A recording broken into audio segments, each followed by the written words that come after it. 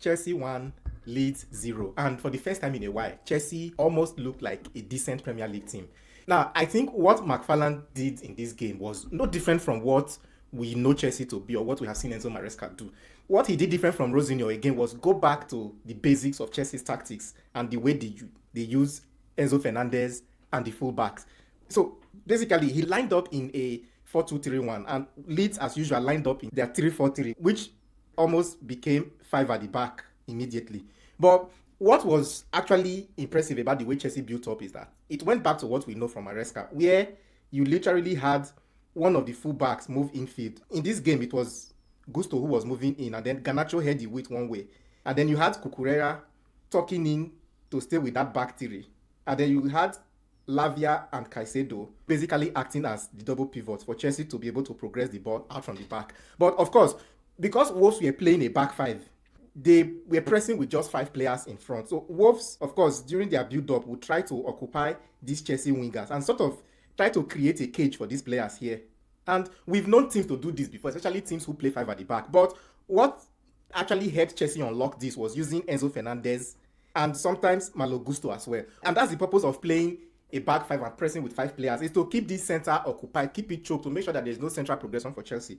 But what usually happened was Enzo Fernandez did what he does best, finding space where nobody sees spaces. So most of the time, Enzo Fernandez will come out wide, pick up the ball from this part of the pitch, and then he's able to run straight at this Leeds back line. And what he does that I found very impressive, I think maybe it was part of the game plan because I saw it a few times, was he would try to make his run infield so as to, as much as possible, bring these players around him, sort of attract those players to him here, creates a kind of 3-on-1 or 4-on-1 against him, and then try to isolate. I think the goal is to try to isolate Bogo with Garnacho, so that Garnacho has a lot of 1 versus 1 with that fullback. But of course, I did a clip yesterday where I compiled all of the times in that first half that Garnacho actually touched the ball and had 1 versus 1 in that part of the pitch and did absolutely nothing with the ball.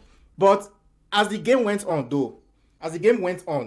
Leeds became a bit more clever. They started putting Justin on Fernandez so that whenever Fernandez dropped, you had Justin just sticking with him, and they were willing to leave a back four at that time to make sure that Fernandez was not able to actually get the ball and progress the ball. Well, there were other ways that Chelsea could go around this. You could have Malo Gusto particularly coming at the side of that midfield to also collect the ball from this part of the pitch and then basically do the same thing here and try to get Neto and Goodmanson on 1 versus 1. I think Neto did better on that part. In fact, the goal that Fernandez headed, it was from Neto's cross on that part of the pitch. I don't think Neto is in the best form of his life, but way better than Garnacho. I think everybody will agree with me on that. And then you also had the influence of João Pedro as well. Pedro was often one of those players who would drop deep when there's an overload in that midfield to try to come and pick the ball up, and then there were quick exchanges between Gusto, Pedro, and Neto that led to them being able to run directly at that Leeds defense. But I think the big drawback for Chelsea in this game was Garnacho. Everybody could see that. But in the second half, though, Leeds became a bit more problematic in the second half, in that they essentially went into a back four in the second half, and their pressing changed, which means that they now opted to stretch into a 4-4-2, or basically a 4-5-1 in the second half. They were not pressing Chelsea as high anymore, so that they could then afford to have a man on Fernandez all the time and also have Okafor on Gusto all the time. So it limited Chelsea's progression in the second half. That's why it seemed as if in that second half, Chelsea tailed off a little bit. But I think McFarland did not look to utter anything. As long as Leeds were not a threat to Chelsea going forward, I think McFarland was quite content with that. And Chelsea defended well, got the all-important win. But enough of the tactics, but look at some of it in the match clip if it would make sense to you that way.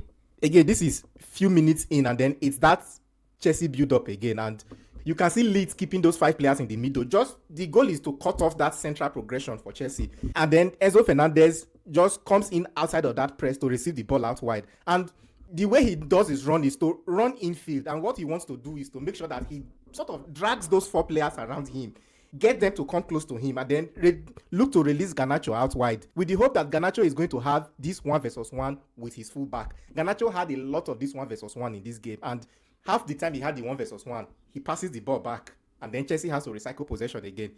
There was a lot of passes between Cucurella and Garnacho in this game. Cucurella drags a defender away, gives the ball to Garnacho to be 1-versus-1. Garnacho comes around, gives the ball back to him. And then this was basically when you now started having the fullback stepping up to actually go with Enzo Fernandez, which means that when he came out wide, he had this fullback coming out to mark him. Chelsea could actually also go the other way around again and then try to play out through Malo Gusto on the other side. And you can see here. And then with this quick exchange of passes, you have Joao Pedro dropping in again. And then this quick exchange of passes, and they can then have a free run at that Leeds backline. And I think it worked quite well though. But the goal that Chelsea eventually scored was a long ball from Sanchez, seeing that Neto was 1v1 with a fullback. Sanchez was quite smart, launched it directly to him, and then Neto could cross the ball for Chelsea to score.